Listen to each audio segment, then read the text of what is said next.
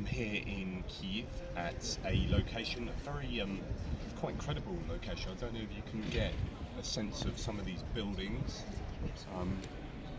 Beautiful religious buildings. I think maybe a monastery or something. There's some golden domes behind you there, JR. Yep.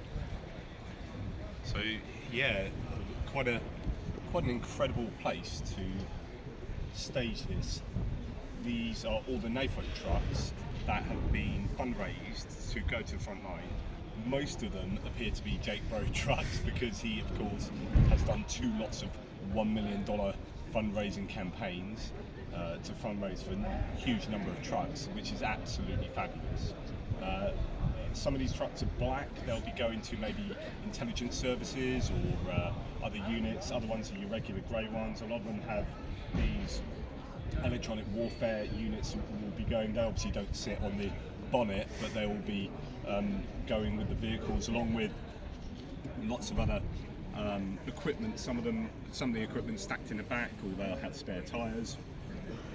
And the units are here to receive these vehicles from different people who are handing them out, and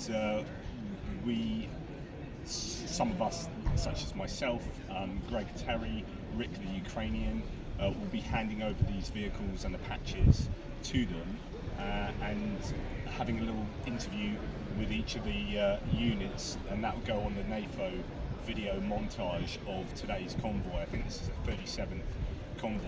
So you can see right down there, and goes around all the vehicles, all the NAFO vehicles,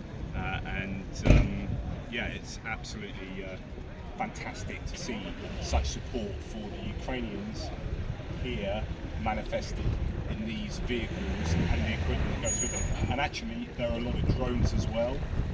That NAFO also get drones to the Ukrainians. I know that Greg Terry's team, him and Darren Gerdes, Prof Gerdes, have fundraised for fiber optic drones.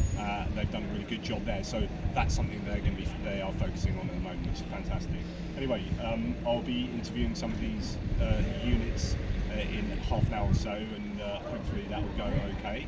But in the meantime, yeah, it's soaking in a bit of the atmosphere, and just being continually amazed at how beautiful Kyiv is.